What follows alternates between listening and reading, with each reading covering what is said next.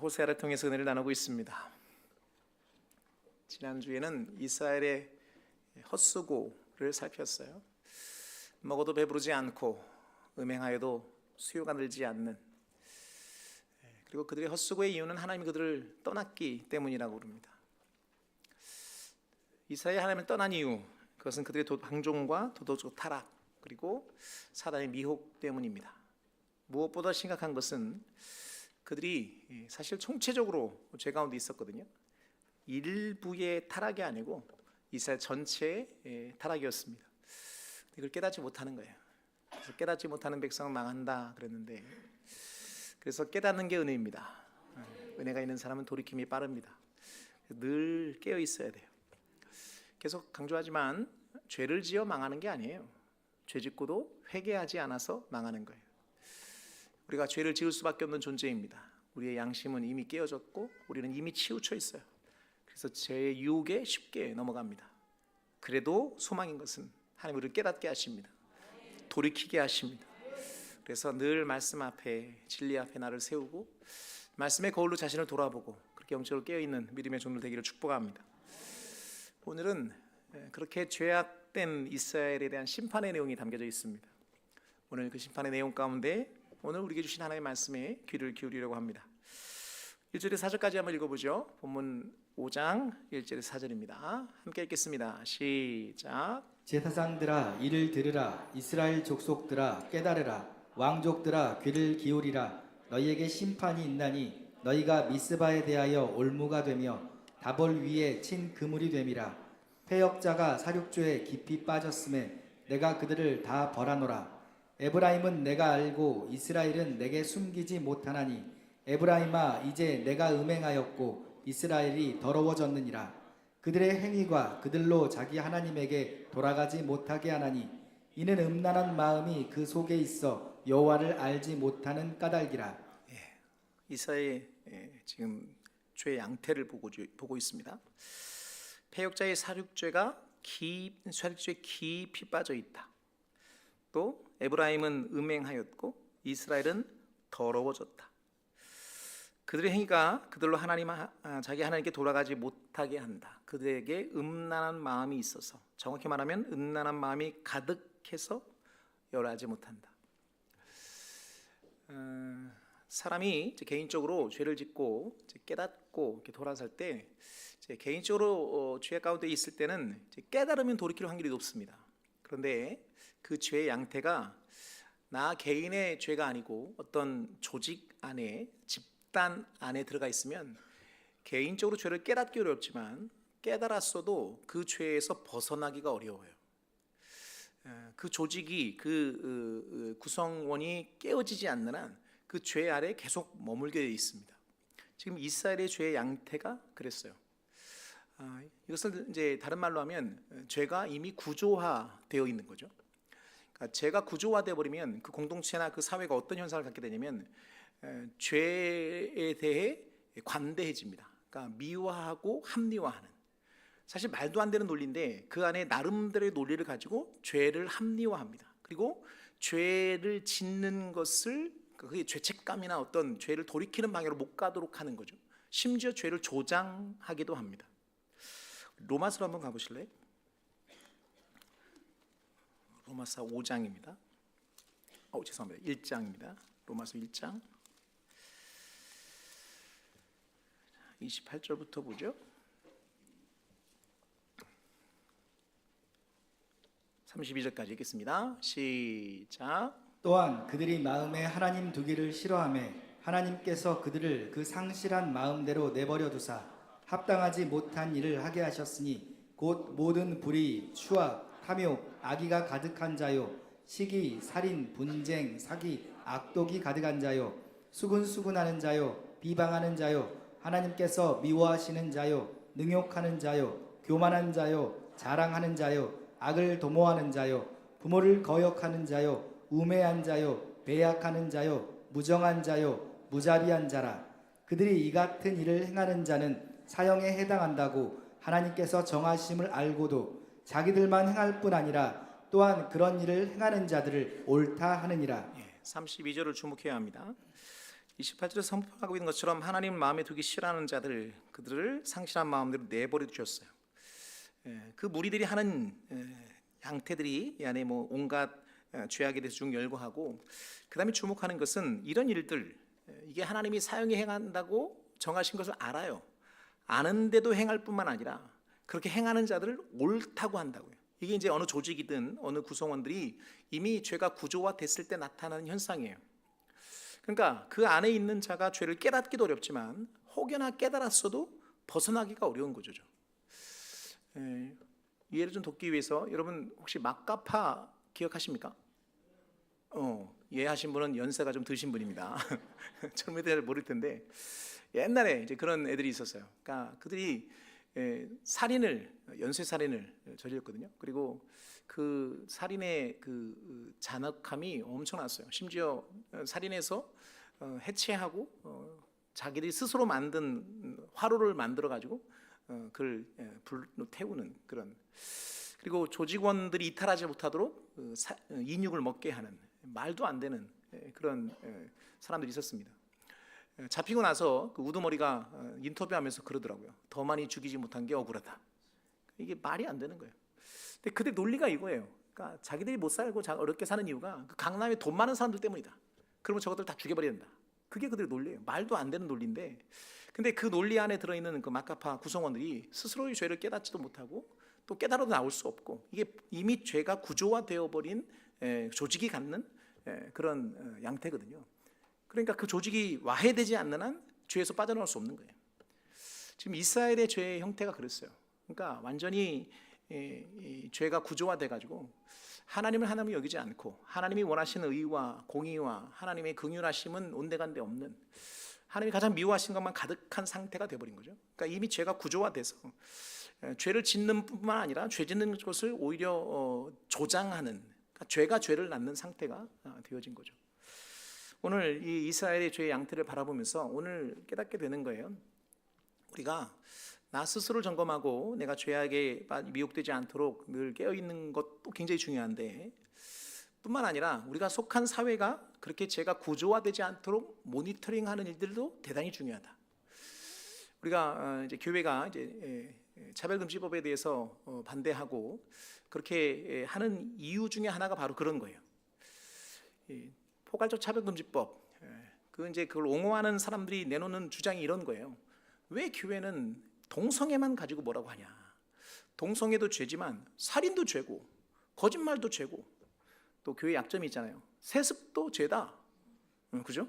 그래놓고 왜 너희들은 다 죄인데 동성애만 자꾸 죄라고 그러냐? 그러니까 차별금지법이 갖고 있는 그 아주 굉장히 독소 조항을 회피하려는, 그러니까 논점을 흐리려고 하는 주장이에요. 교회가 차별금지법을 반대하는 이유는 다른 게 아니에요. 그죠? 그들 말대로 살인도 죄고 사기도 죄고 거짓말도 죄고, 실제 교회가 습하는 것도 죄예요. 뭐 이게 교회가 이제 법으로 정한 경우에 교단마다 좀 상황은 다르긴 한데, 그런 건 그렇다 치더라도 지금 차별금지의 문제가 뭐예요? 그걸 죄라고 말하는 것을 처벌하니까 문제인 거예요. 사기를 죄라고 말하고 살인을 죄라고 말할 수 있어야죠. 동일하게 동성애도 죄라고 말할 수 있어야 돼요. 근데 이 포괄적 차별금지법이 동성애를 죄다라고 하면 차벌이라고 처벌하니까 그건 안 된다는 거죠. 그러면 결국은 어떻게 되냐? 거기 말하 있는 그 성적 지향을 차별이라고 말하면, 죄라고 말하면 처벌을 받으니까, 이게 아주 이제 나중에 이 죄가 구조화되는 데 있어서 이게 성적인 죄를 이렇게 독려하고 미워하는데 쓰이기가 너무 좋은 거죠. 역사적으로 동성애와 함께 늘 따라다닌 게 소아성애예요. 그리스에도 있었고 로마에도 있었어요. 그러니까 이 동성애가 성적 지향으로 인정이 되면 나중에 소아성애는 당연히 따라오게 돼 있습니다. 그럼 그걸 막을 수가 없어요. 법이 그러니까. 그러니까 이게 지금 법이 이제 구조화되는 그 첫 단추인 거죠. 그러니까 교회가 결사로 반대하는 겁니다. 이미 그렇게 되어진 유럽과 미국이 그것 때문에 너무나 많은 문제를 갖고 있고, 그게 뻔히 드러난 상황에서 이걸 계속 주장하는 사람들은 계속 그들은 그것이 목적이니까, 기존 질서를 무너뜨리는 게 목적이니까 계속 할 거라고요. 그러나 우리는 어찌됐건 우리가 속한 사회가 죄가 구조화되는 것을 바라볼 수는 없는 거죠. 그래서 싸우는 겁니다. 여러분, 괜히 뭐 동성애자를 미워서 하는 게 아니고 그들도 구원받아야 될 사람들이고 그들도 죄에서 사함받아야 합니다. 사랑해야 될 사람인 건 맞지만 그러나 죄는 죄입니다. 죄를 죄라고 말한다고 그것이 차별이라고 말하면 안 되는 거죠. 오늘 우리가 속한 사회가 죄가 구조화되지 않도록 모니터링하고 그럴 수 있도록 교회가 더 바른 모습으로 나아가야 될 줄로 믿습니다. 깨어 있어야 될 줄로 믿습니다. 한 걸음 더 들어가죠. 이 죄가 구조화되는 그 사회에서 우리가 아주 중요하게 생각할 것은 뭐냐면 이스라엘이 처음부터 그랬던 건 아니에요. 이 죄의 속성을 알면 우리가 깨닫게 된 진리가 하나 있습니다. 그것은 죄는 타협의 대상이 아니라는 거예요. 죄는 타협할 수 없습니다. 죄는 싸움의 대상이에요. 왜냐하면 죄라는 것은 하나 용납하면 둘 용납하게 되고, 그러니까 이제 우리가 가장 죄에 대해서 사단이 유혹할 때 자주 쓰는 그런 논리가 그런 거잖아요. 그 정도는 다 그러고 살아. 그 정도는 괜찮아. 야, 다 그러고 살아. 이 그 정도는이라고 하는 이 작은 죄를 용납할 때 이 그 정도의 영역들이 자꾸 넓어지는 거예요. 그래서 나중에는 처음에는 이 정도는 아니었는데 그 정도가 이 정도가 되는 거예요. 알아듣는 계시봐? 그 정도가 이 정도가 되는 거죠. 여러분, 작은 죄, 사소한 죄도 죄의 싹은 사망입니다. 그러니까 성경의 선언은 분명해요. 처음부터 죄의 싹은 사망이었어요. 하나님이 아담에게 하신 말씀, 동산에 있는 모든 나무의 열매를 먹어도 좋다. 하지만 선악을 알게 하는 나무의 열매는 먹지 말라. 먹으면 반드시 죽으리라. 처음부터 죄의 결과는 사망이었어요. 작은 죄도 죄의 싹은 사망입니다. 그래서 죄는 싸우는 겁니다. 타협하는 게 아니고 싸우는 거예요. 그래서 성경은 죄에 대해서 너무나 분명합니다. 죄와 싸우라. 피를 흘리기까지 싸우라. 악은 모양이라도 버리라. 사단을 대적하라. 그리하면 너희를 피하리라. 성경에서는 분명합니다. 잊지 말아야 합니다. 죄는 타협의 대상이 아니에요. 하나 용납하면 둘, 셋을 용납하게 돼 있어요. 그리고 사단 그걸 노려요. 그리고 그렇게 우리를 미혹합니다.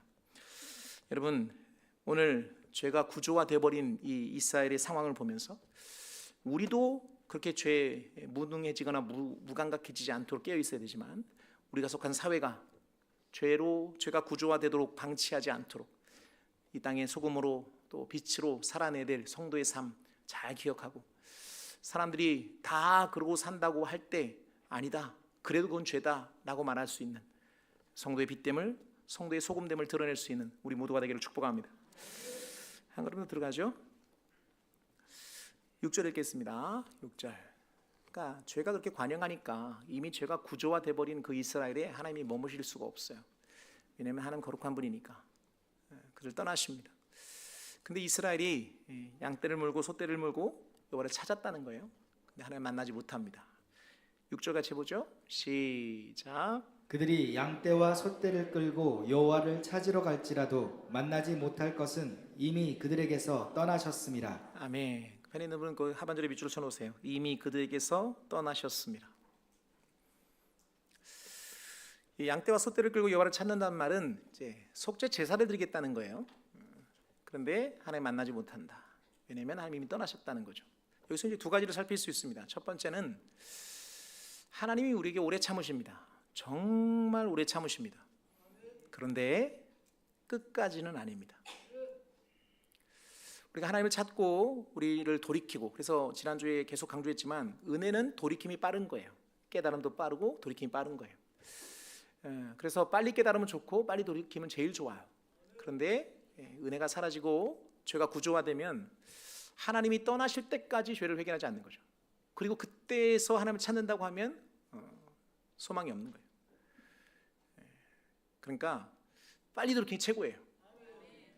미룰 이유가 하나도 없어요. 사단이 우리를 죄 가운데 머물게 하는 여러 가지 방법이 있거든요. 처음에는 그렇게 미혹하는 거예요. 아까 말한 것처럼 하나 용납하고 두 개 용납하고, 그리고 나중에는 뭐냐면 깨달았는데 회개를 미루게 해요. 돌이킴을 미루게 해요. 회개하지 말라고 안 해요. 그런데 다음에 하라고 그래요. 요것만 지나면 해. 계속 미루게 해요. 결국은 하나로부터 멀어지게 만들려는 사단의 전략입니다. 깨달았으면 둘 번도 생각하지 말고 그냥 회개함으로 나오면 돼요. 아멘 하세요. 돌이키면 돼요. 미룰 이유가 하나도 없어요. 그런데 계속 미루고 깨달음도 늦었지만 돌이킴도 늦은 거죠. 근데 이미 하나님 떠나신 다음에 그때서야 제사하겠다고 나오는 거죠. 선생님께서 이사를 통해 이렇게 말씀하십니다. 너희는 여호와를 만날 만한 때에 찾으라. 가까이 계실 때 그를 부르라. 때가 있습니다. 하나님이 오래 참으시지만 끝까지는 아닙니다. 우리 옆 사람 인사합시다. 우리 끝까지 가지는 맙시다. 앵간히 합시다. 두 번째 의미는, 그러니까 지금 속죄 제사를 드리겠다는 거잖아요. 근데 하나님이 계시지 않는데 그들이 드리는 속죄 제사가 사실은 아무런 의미가 없어요. 좀 설명을 좀 드리면, 속죄 제사 자체가 우리 죄를 사하는 게 아니에요. 속죄 제사가 의미 있는 것은 하나님이 우리에게 죄를 사하기 위해서 속죄 제사를 허락하셨고, 그 제사를 드릴 때 하나님이 받으시고 우리 죄를 사하시는 거예요. 그러니까 하나님이 빠져버린, 하나님이 없는 제사는 의미가 없어요. 지금 우리의 상황을 말하면 회개라고 하는 행위, 회개 자체가 우리 죄를 사하는 게 아니에요. 성경 뭐라고 선언하냐? 우리가 자백하면 그는 미쁘시고 의로우사 우리 죄를 사하신다. 즉 우리의 회개를 그분이 들으시고 들으신 하나님 우리 죄를 사하는 거지, 회개하는 행위 자체가 우리 죄를 사하는 게 아니에요.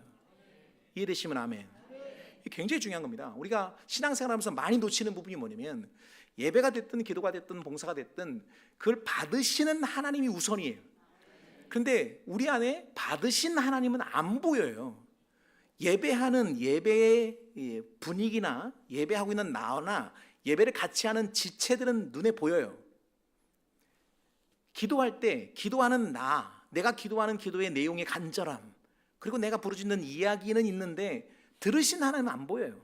그러니까 자꾸 우리가 보이지 않는 하나님이 있다 보니까 자꾸 보여지는 무엇에 집중하게 되고, 그리고 그것에 집중하면 어떻게 되냐면 하나님 없이도 예배하고 하나님 없이도 기도하고 하나님 없이도 얼마든지 봉사할 수 있단 말이에요. 그리고 그것이 우리를 그 예배라고 하는 형태, 기도라고 하는 이것 자체가 아름답잖아요. 예배는 귀한 것이고 기도가 너무 귀한 것이니까 이것 자체가 나쁘진 않지만, 이게 진짜 의미라면 하나님이 받으셔야 되거든요. 하나님이 들으셔야 되고 하나님이 우리를 불쌍히 여기셔야 되는데, 그 하나님 빠져버린 상태에서 종교적 행위만 하는 거죠. 그런데 마치 그것이 무슨 의미가 있는 것처럼 스스로 착각하는 거예요. 그리고 그렇게 했다고 스스로 안위하는 거예요. 하나님 안 받으셨는데, 하나님 그곳에 안 계신데, 하나님이 떠나셨는데 예배했다고, 회개했다고, 난 용서받았어 라고 착각하는 거예요. 그게 어디서 나타나냐면 바리새인들이 그랬어요. 바리새인들이 그러니까 하나님이, 예수님이 바리새인들이 제일 미워하셨거든요. 회칠한 무덤이라고, 독사의 새끼들이랑 막 욕하셨는데 우리 예수님이 세셔요. 입담이 대단하셔 막. 근데 그래도 욕하면 안 돼요. 왜 그래요? 그들의 예배가, 그들의 기도가, 그들의 헌신이 하나님이 받으신 예배가 아니에요. 사람들한테 인정받으려고 큰 거리에서 사람 들으라고 소리내서 기도하는 거예요. 그러니까 예수님 뭐라고 그래요? 사람 앞에서 사람 들으라고 기도하지 말고 골방에 들어서 들으시는 하나님께 기도해라. 너희의 헌신이 사람에게 보이는 것이 되지 않도록 왼손이 하는 걸 오른손이 모르게 해라. 금식할 때 사람들한테 인정받으려고 하지 말고 보시는 하나님께 보이도록, 오히려 금식한 티 내지 마라. 원래 금식하면 티를 안 낼 수가 없어요. 일단 배가 고프니까 이렇게 구부러들어. 그리고 이게 그렇게 돼요. 그래도 금식할 땐 일부러라도 어깨 펴고 막 배부른 것처럼 배에다 힘도 좀 주고, 약간 과장했는데 이유가 뭐예요? 사람한테 보이려고 하지 마라. 그러니까 사람에게 보이려고 하는 순간 뭐가 사라지냐? 하나님을 향한 우리의 마음이 사라져요. 그러면 그 행위는 아무리 아름다워도 하나님과는 아무런 상관이 없는 거예요. 여기서 우리에게 적용하면 이런 거예요. 예배할 때 우린 예배 분위기가 어떻고 뭐 예배 상황이 어떻고 자꾸 거기에 매여요. 아니에요. 받으신 하나님께 주목하는 거예요. 여러분, 여기 90%가 다 은혜 못 받아도 내가 은혜 받으면 돼요. 90%가 하나님께 집중하지 못해도 내가 하나님께 집중하면 되는 거예요. 혹여나 목사가 설교에 죽을 써더라도 그래도 아멘 하면 내가 은혜 받으면 되는 거예요. 하나님 말씀 앞에 반응하면 되는 거예요. 죽도요 먹을만 해요. 먹어보면 알아요. 금식한 사람들 죽이 얼마나 맛있는지 몰라요. 무슨 얘기예요? 보이진 않지만 우리의 예배의 중심에 늘 하나님이 있어야 되는 거예요. 기도할 때 내가 얼마나 이 상황이 간절하고 내 상황이 얼마나 처절한지에 집중하지 말고 들으신 하나님께 집중하면 그 기도를 들으시는 하나님에 대한 믿음의 반응들이 우리의 기도에 반영된다고요. 근데 들으신 하나님 없이 나의 상황에 집중하니까, 그러니까 이 기도가 이게 때로는 푸념이 되고 때로는 하나님 원망이 되고 그러는 거잖아요. 물론 그것도 하나님은 긍휼히 여기시지만, 그러나 우리 입장에서는 자꾸 하나님을 의식하는, 하나님을 바라보는 예배와 봉사와 헌신이 되어야 되는 거죠. 하나님 빠져버린 것 아무 의미가 없어요. 이제 이게 극단이다면 유다의 마지막처럼 돼요. 예레미야가 그랬잖아요. 예레미야 선지자, 눈물의 선지자. 그러니까 유다의 패망을 지켜봤고 패망을 예언했고 또 포로로 잡혀가서 하나님 회복시켰을 예언했던 예레미야. 그 당시에 예레미야가 하나님 말씀 전할 때 거짓 선지자들이 했던 거짓말이 있어요. 자, 우리 예레미야 7장 가보실래요?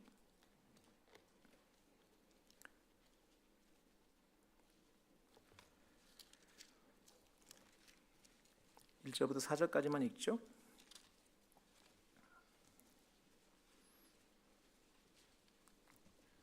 예레미야 7장 1절에 4절입니다.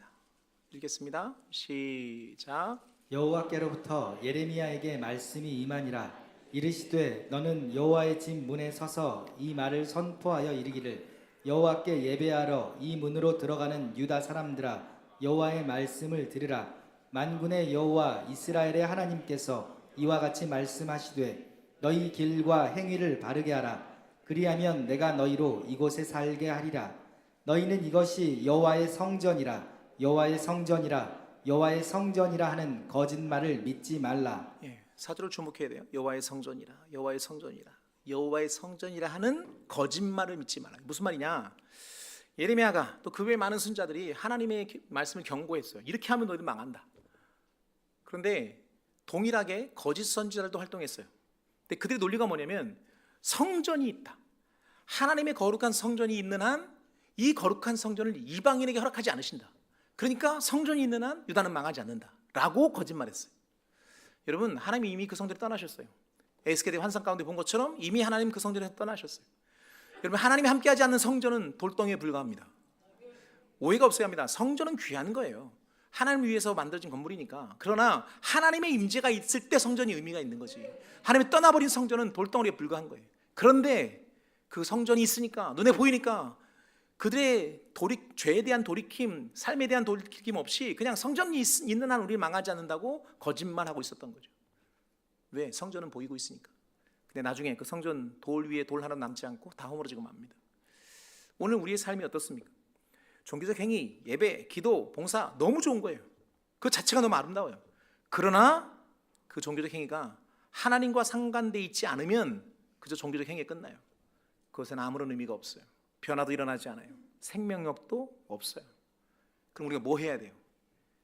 여기 이제 우리가 이제 관심이 있는 거예요. 예배할 때마다 보이지 않는 하나님을 주목해야 돼요. 그래서 예배가 어려운 거예요, 사실은. 예배 형식이 어떠냐, 물론 그것도 애를 쓰죠. 그러니까 우리가 하나님께 주목하도록 우리가 애를 쓰지만, 그러나 그걸 떠나서 내게 얼마나 익숙하냐, 그게 중요한 게 아니에요. 내가 지금 하나님 앞에 서 있느냐. 그래서 우리의 신앙의 훈련 가운데 가장 중요한 훈련이 뭐냐면 자꾸 하나님 앞에 서는 거예요. 참 이게 어려워요. 이게 내가 어떤 영적 의지를 갖고 하지 않으면 이건 저절로 되는 영역이 아니에요. 그래서 훈련이라고 말하는 거예요. 여러분, 자꾸 하나님 앞에 서야 돼요. 기도할 때도 하나님을 의식하고 기도해야 돼요. 기도의 내용보다 들으신 하나님이 더 중요해. 근데 우리는 주로 기도의 내용에도 관심이 많잖아요. 내가 얼마나 급한지, 내 기도의 내용이 얼마나 시급한지, 여기에 막 또 우리끼리 하는 얘기지만 내가 시급하지 그분이 시급한 건 아니거든요. 그런데 하나님을 주목하면 어느 순간 시급하던 나의 상황이 이렇게 객관적으로 보게 돼요. 여기까지 가야 되는데 기도가. 그러면요, 막 기도하기 전까지 막 동동동 하던 내가 여유가 생겨요. 아멘 해요. 이해 안 돼도 아멘, 이해된 것처럼 아멘 해. 그래야 수준 있는 거예요. 다시 한번. 동동거리던 내가 들으신 하나님을 주목하면 거기서 여유가 생겨요. 물론 상황은 바뀌지 않아요. 근데 그 기도를 통해 내가 어떤 신앙의 태도를 갖고 있는지가 보여요. 그리고 이것은 나의 삶에 동일한 문제를 바라보는 시선을 바꿔놔요. 그리고 태도를 바꾸고 그로 인해 하나님의 백성다운 삶으로 나아가게 해요. 그런데 하나님을 주목하지 않으면 계속 이 상황만 해결될 때까지 이 상황만 주님 급해요. 변하지 않는 거예요. 1부 때 2부 때 나누지 않은 얘기인데, 기도의 변화, 기도의 성숙함에 있어서 우리가 계속 기도하는 내 상황에 집중하는 한 기도는 변하지 않아요. 그러니까 어린아이의 기도 안에 계속 머물러요. 더 세져요. 오히려 시옵소서가 더 커져요. 계속 강조해요. 필요한 걸 구하는 게 잘못된 건 아니에요. 백성으로서 당연히 하는 거예요. 근데 그게 전부이면 안 돼. 계속 강조합니다. 그게 전부이면 안 돼요. 하나님은 우리의 기도가 하나님의 뜻이 내 삶에 이루어지길 기대하세요. 계속 우리 기도가 그렇게 하나님의 뜻에 맞춰져야 돼요. 좀 이야기가 길어졌는데 죄송합니다. 다시 집중해서, 예배가 됐든 기도가 됐든 종교적 행위가 됐든 다 하나님과 연결되어 있어야 돼요. 받으시는 하나님, 들으신 하나님, 보고 계신 하나님. 그럴 때 그 종교적 행위가 의미가 있는 거예요. 그게 변화를 나타내요. 생명력이 있어요. 우리 안에 그런 은혜가 있기를 소망합니다. 자, 한 걸음 더 들어가죠. 그 다음부터 이제 8절부터는 하나님의 징계에 대한 내용이에요. 선지서를 읽을 때 가장 힘든 영역입니다. 죄짓는 이스라엘 백성을 향한 돌이키기 위한 거니까. 근데 그나마 감사한 건 호세아는 그 징계 안에도 하나님의 사랑의 포장지가 다 포장되어 있어요. 자, 우리 14절 15절만 읽어볼까요? 14절 15절 읽겠습니다. 시작. 내가 에브라임에게는 사자 같고 유다 족속에게는 젊은 사자 같으니 바로 내가 움켜갈지라. 내가 탈취하여 갈지라도 건져낼 자가 없으리라. 그들이 그 죄를 뉘우치고 내 얼굴을 구하기까지 내가 내 곳으로 돌아가리라. 그들이 고난받을 때 나를 간절히 구하리라. 아멘. 14절만 보면 정말 무서운 말씀이에요. 에브라임에게 사자처럼, 유다에게 젊은 사자처럼 움키시다는 거예요. 갈기갈기 찢으신다는 거예요. 그리고 누구도 그 찢으신 하나님에서 빼앗을 자가 없다는 거죠. 당연하죠. 하나님이 가장 센데. 그러니까 14절만 보면 정말 절망인데, 하나님은 놀랍게도 그렇게 징계하신 이유가 그들이 돌아오길 기다리시는 거예요. 그들을 징계하신 이유는 사랑 때문이에요. 이해를 돕기 위해서 본문을 제가 표준 세번으로 읽어드리겠습니다. 내가 사자처럼 에브라임에게 달려들고 젊은 사자처럼 유다 가문에 달려들어 그들을 물어다가 갈기갈기 찢을 것이니 아무도 내 입에서 그들을 빼내어 건져주지 못할 것이다. 나는 이제 내 곳으로 돌아간다. 그들이 지은 죄를 다 뉘우치고 나를 찾을 때까지 기다리겠다. 환난을 당할 때에는 그들이 애타게 나를 찾아 나설 것이다. 주목할 표현이 이겁니다. 나를 찾을 때까지 기다리겠다. 여러분, 하나님의 징계는 망하게 하는 게 아니에요. 돌이키게 하는 거예요. 사랑의 표현이에요. 그래서 잠언에 보면 하나님은 사랑한 자를 징계하신다고 그래요. 그래서 그 말씀을 인용해서 히브리서 기자가 말합니다. 아들이면 다 징계를 받는 것이다. 너희가 징계를 받지 않는다면 사생하다. 무슨 말이에요? 사랑하니까 징계하시는 거예요. 여러분, 하나님은 공의와 사랑이 완벽하게 조화를 이루시는 유일한 분이에요. 사람들은 다 어딘가에 치우쳐 있어요. 근데 하나님은 언제나 사랑 안에 공의가 있고 공의 안에 사랑이 있어요. 그러니까 하나님 우리를 사랑하시지만 공의로우시니까 죄를 그냥 방치하실 수 없는 거예요. 돌이키도록 따끔하게 혼내시죠. 많이 따끔하긴 해요. 좀 세게 하실 때는 좀 무서워요. 갈기갈기 찢으시니까. 그러나 그것도 사랑이기 때문이에요. 망하게 함이 아니라 돌이키기 위함이에요. 그리고 기다리십니다. 이 주님의 기다림 잘 보여주는 게 이제 우리 잘 아는 돌탕 비유, 돌아온 탕자, 집 나간 둘째 아들을 기다린 아버지의 비유. 사실 둘째 아들이 아버지에게 한 그 행동과 말은 폐륜이에요. 있을 수 없는 일이에요. 제가 자주 하나님과 우리가 같지 않은 것 감사하다는 표현을 하잖아요. 내가 아버지면요, 그 둘째 아들은 호적에서 파버려요. 나는 이제 둘째 아들은 없는 셈 친다. 인간도 아니다. 그럴 일을 했어요. 그런데 하나님 아버지는 그 아들을 기다리십니다. 둘째 아들이 돌아올 때 몰골이 말이 아니었거든요. 아마 지나가는 사람이 봤으면 저 사람이 그 부잣집 둘째 아들이야? 라고 할 만큼 몰골이 말이 아니에요. 그런데 아버지는 그 아들을 대번에 알아봅니다. 멀리서도 알아봐요. 그리고 그 아들이 집에 들어오기 전에 아버지가 달려나가서 그 아들을 끌어안습니다. 그렇게 하나님은 기다리십니다. 징계하시지만 기다리십니다. 돌이키기를 바라십니다. 우리 하나님 말씀 한 구절 볼까요? 이사야 55장입니다.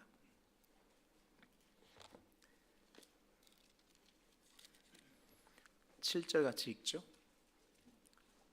이사야 55장 7절입니다. 못 찾으신 분은 스크린 보시고요. 읽겠습니다. 시작. 악인은 그의 길을, 불의한 자는 그의 생각을 버리고 여호와께로 돌아오라. 그리하면 그가 긍휼히 여기시리라. 우리 하나님께로 돌아오라. 그가 너그럽게 용서하시리라. 아멘. 여호와께 돌아오라. 그리하면 긍휼히 여기신다. 하나님께 돌아오라. 그리하면 그가 너그럽게 용서하신다. 우리 하나님 그런 하나님이십니다. 징계하십니다. 공의로우시니까. 그러나 그 징계는 사랑해서 하는 거예요. 돌이키라고 하시는 거예요. 계속 가면 끝까지 가니까. 근데 참 인간이 악해요. 그런데도 끝까지 가는 사람이 있어요. 부기살이 그랬어요. 처음 시작할 때는 이 이야기, 호세아의 외침이 그 당시에는 공허한 메아리였어요. 아무도 듣지 않았어요. 근데 지금 이 호세아의 외침은 너무나 큰 울림입니다. 우리가 이스라엘처럼 되지 말아야죠. 아멘 하세요? 끝까지 가지 말아야 돼요. 그렇게 지어 터지고도, 그렇게 듣고도, 그렇게 경고를 들었음에도 끝까지 가는 건 어리석은 거예요. 하나님이 징계하신 이유, 사랑하시기 때문입니다. 돌이키를 바라시는 거예요. 오늘 그 사랑하는 하나님, 그 사랑의 하나님을 기억하고 돌아오는 자로, 돌이키는 자로, 그 품으로 달려드는 자로 살아내기를 주님 이름으로 축복합니다. 말씀 정리하겠습니다.